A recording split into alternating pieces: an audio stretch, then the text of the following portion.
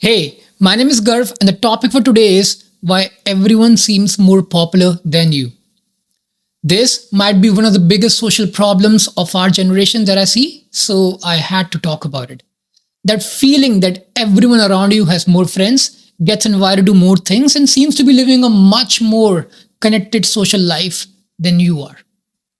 Maybe you scroll through social media and see people at parties you were not invited to. Maybe you notice your co-workers making weekend plans that don't include you. Maybe you look around and think, how does everyone else seem to know so many people? And here's the thing that makes it worse. You start to wonder if there's something wrong with you. But what if I told you that this feeling is not actually about your social life or your personality? What if the reason you feel less popular than everyone else has nothing to do with how likable you are and everything to do with mathematics that affect every single person on the planet? Today, we're going to explore something called the friendship paradox, a psychological and mathematical fact that explains why most people feel like they have fewer friends than their friends do. So let's start with the basics. The friendship paradox was first identified by sociologist Scott Feld in 1991, and this is what it states. On average, your friends have more friends than you do.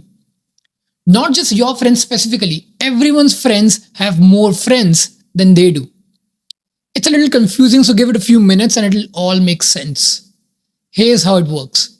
Imagine a simple social network. Let's say 5 people at a workplace. Let's call them person A, B, C, D, and E. Person A has 2 friends, person B and person E. Person B has 2 friends, person A and person E. Person C has 2 friends, person D and person E. And person D has 2 friends, person C and person E. But person E has 8 friends, including A, B, C, D plus 4 others. Now, if you ask these 5 people who their friends are, person E appears in everyone's friend list, while the others only appear in 1 to 2 friends list each, right? So let's say you're person A and you look at your friends. You see person B who has 2 friends and you see person E who has 8 friends.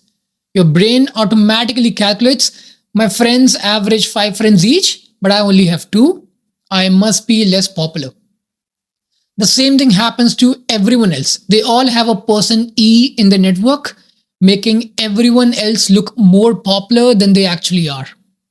This means that when you unconsciously survey your own friends, whether on social media or in real life, you're more likely to see the popular people than the regular ones. Your brain sees this and concludes, wow, all my friends are more popular than me. But here's what your brain doesn't account for. Everyone is experiencing the same distortion.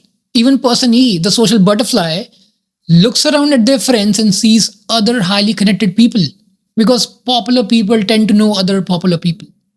So even the most popular person in the room can feel like they're falling behind. This is not just theory. Researchers have tested this in Facebook networks, college dorms, and professional settings. The pattern holds every time. Most people feel less popular than their friends. Not because there's anything wrong, but because the math creates an optical illusion. But the friendship paradox is just the beginning. There's another layer to this that makes the feeling even more intense: sampling bias. Your brain doesn't just randomly observe people, it observes the people who are most visible, most active, and most likely to cross your path. And guess who those people are? The ones with the most social connections. Think about it this way: if someone has 50 friends, they're probably out and about more often, right? They're more likely to be at social events, more likely to post on social media, more likely to be seen in public spaces. Meanwhile, someone with like 5 close friends might be having meaningful conversations at home or in quiet coffee shops, places where you're less likely to notice them. So when you look around and think about people in general, you're not actually seeing a random sample of humanity. You're seeing the most socially active subset of humanity and then comparing yourself to that biased sample. It's like judging your running ability by only looking at people who jog in the park. Of course, they all seem more athletic than the average person. This sampling bias gets even worse online.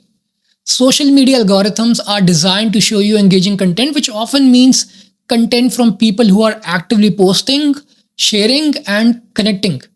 The person who has three close friends and doesn't post much, they're invisible in your feed. The person who's always out with different groups, always posting stories and photos, they dominate your perception of what normal social life looks like.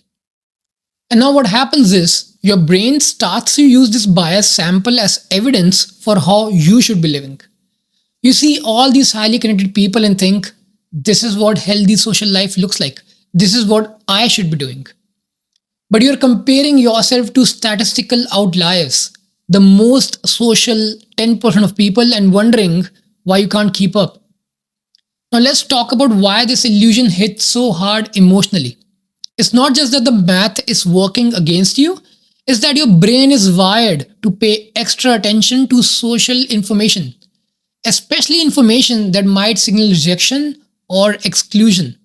From an evolutionary perspective, being excluded from the group was a death sentence. Our ancestors who were kicked out of the tribe didn't just lose their social life, they lost their protection, their resources, their chance of survival.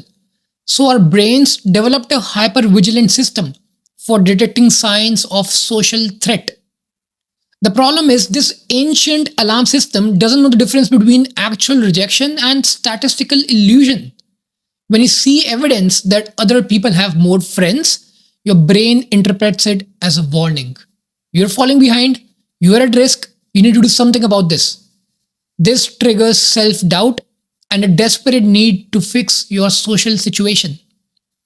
But here's the cruel irony: the more anxious you become about your social standing, the more likely you are to pull back from social situations. You start declining invitations because you feel awkward.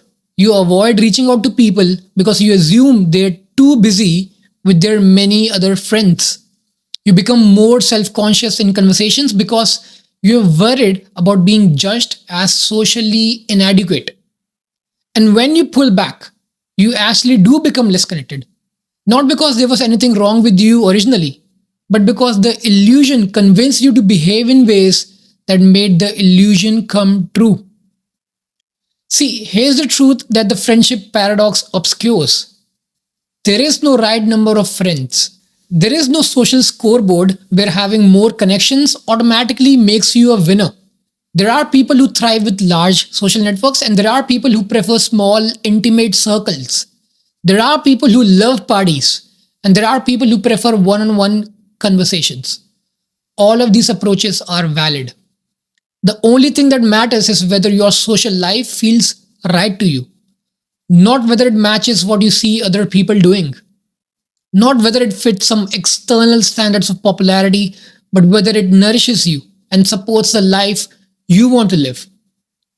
So the next time you find yourself thinking, I feel everyone else has more friends than me, remember, everyone else is thinking the exact same thing. The math guarantees it. So what do you think about this topic? Let me know in the comments below, and please like this video and share it with someone who you think might benefit from its message. Thank you for listening. See you in the next one.